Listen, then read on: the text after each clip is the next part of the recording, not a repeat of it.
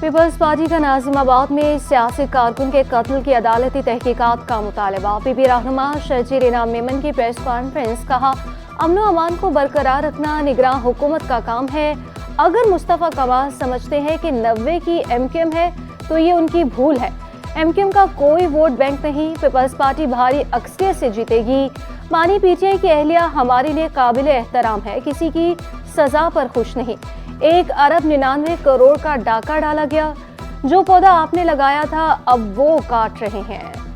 Peoples party ایک جمہوریت پسند جماعت ہے اور ہم کسی بھی وزیر اعظم کی سزا میں یا کسی کو تکلیف ہو اس میں ہم خوش نہیں ہوتے، اور نہ ہی ہمیں کوئی خوشی ہے کہ ان کی اہلیہ جو ہے، جو کہ خاتون ہے، ان کو بھی سزا ہوئی ہے، لیکن کیونکہ سزا یہ کسی سیاستدان نے نہیں سنائی، سزا یہ کسی پولیٹیکل پارٹی نے ان کو نہیں سنائی، یہ ملک کی عدالت اور ملک کے قانون نے سنائی ہے، اور یہ وہ قانون ہے جس کا عمران خان سہارا 3.5 سال لیتے رہے اور اپنے مخالفین کو چن چن کر نشانہ بناتے رہے ہیں۔ ہم لوگ پہل کر رہے ہیں، پیپلز پارٹی کہہ رہی ہے کہ آئیں مل کر اس بات کو روکیں، اور جو بھی مجرم ہے چاہے کسی بھی پارٹی سے تعلق رکھتا ہو اس کو سزا ضرور ملنی چاہیے، اور یہ تب ہوگا جب پراپر انویسٹیگیشن ہوگی اور جوڈیشل انکوائری جو ہے وہ ہوگی، تو کسی کو بھی اس پہ اف اینڈ بٹس نہیں آئیں گے۔ آئیں مل کر کراچی میں امن قائم کریں، پیپلز پارٹی کی تمام سیاسی جماعتوں کو دعوت۔ سینئر رہنما ناصر حسین شاہ بولے ایم کیو ایم حالات خراب نہ کرے، الیکشن مہم چلنے دیں، اشتعال دلانے والی کوئی بات نہ کی جائے، پیپلز پارٹی کا شہریوں کے دلوں پر قبضہ ہے۔ سعید غنی بولے فہمیدہ مرزا کیس کا آج تک آرڈر جاری نہیں ہوا، فیصلہ جاری نہ ہونے سے کوئی سپریم کورٹ نہیں جا سکتا۔ 26 کروڑ کے نادہندہ کو غیر قانونی طور پر الیکشن میں حصہ لینے کی اجازت دی گئی ہے۔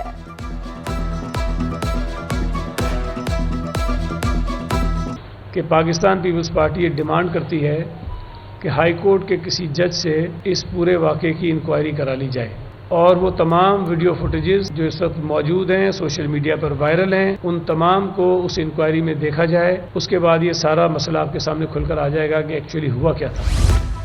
ہماری خاموشی کو کمزوری نہ سمجھا جائے، خالد مقبول صدیقی نے خبردار کر دیا۔ کہا ہمارے دفاتر پر حملے کیے جا رہے ہیں، ایم کیو ایم پہلے سے زیادہ متحد اور منظم ہے، ہمارے مینڈیٹ کو چرانے کے خواب چکنا چور ہو گئے۔ ایم کیو ایم روشن خیال، ترقی پسند، سندھ سے محبت کرنے والی جماعت ہے، ووٹ کے ذریعے 8 فروری کو ایم کیو ایم کا جواب سامنے آ جائے گا۔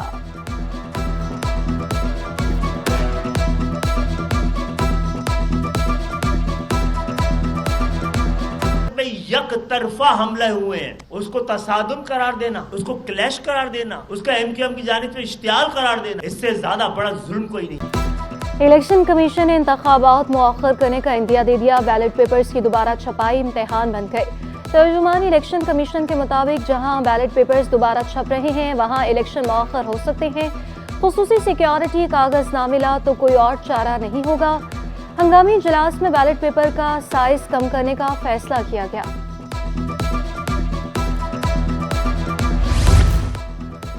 سندھ میں الیکشن کی تیاریاں مکمل ہیں، صوبائی وزیر داخلہ نے واضح کر دیا، کہا فل پروف سیکیورٹی پلان تشکیل دیا جا رہا ہے۔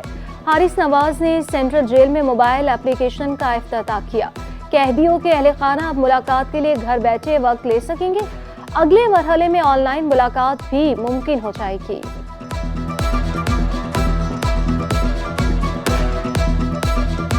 یہاں پر جب لوگ آتے تھے ملنے کے لیے اپنے رشتہ دار قیدیوں کے ساتھ، ان کو بہت تکلیف ہوتی تھی، اور اتنی ہوتی تھی کہ وہ کافی دیر 4-5 گھنٹے ویٹ کرنا پڑتا تھا۔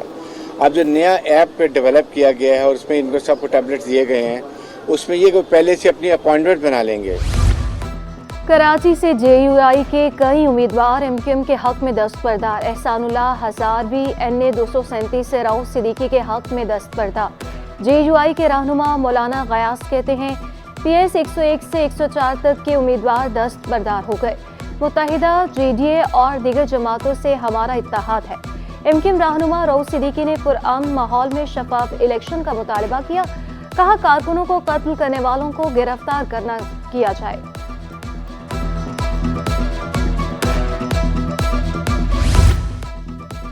پیپلز پارٹی کی انتخابی مہم جاری، مائی گاڑھی منگھوپی میں جلسہ۔ حافظ عبدالبابر بولے کہ 9 فروری کو بلاول بھٹو کو وزیر اعظم کا حلف اٹھاتے دیکھ رہے ہیں۔ جان محمد گابول کا کہنا تھا کہ عوام سے ہونے والی زیادتیوں کا ازالہ کریں گے۔ پیپلز پارٹی الیکشن میں بھاری اکثریت سے کامیاب ہوگی۔ ایم کیو ایم نے انتخابی مہم تیز کر دی، 6 فروری کو قومی اسمبلی کے تمام حلقوں میں ریلیاں نکالنے کا اعلان کیا۔ 4 فروری کو ضلع وسطی میں سیاسی قوت کا مظاہرہ کیا جائے گا۔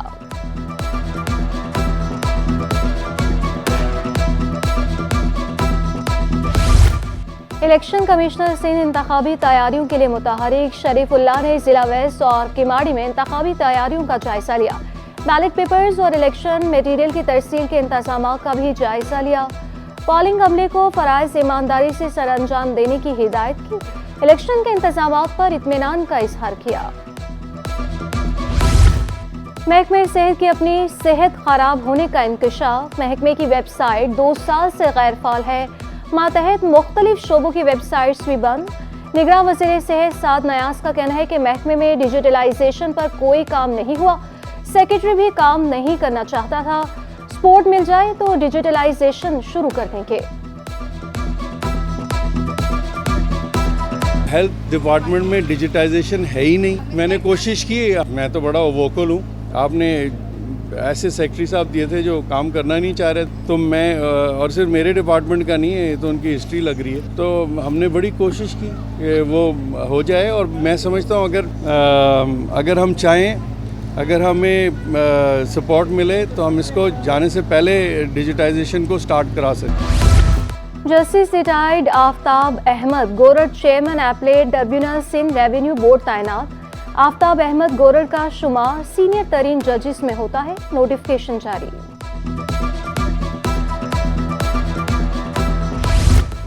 محکمہ جیل خانہ جات میں بڑے پیمانے پر تقرر و تبادلے، نذیر احمد قاضی انسپیکٹر جنرل جیل خانہ جات ہیڈ کوارٹر کراچی تعینات۔ محکمہ سروسز جنرل ایڈمنسٹریشن و کوآرڈینیشن نے نوٹیفکیشن جاری کر دیا۔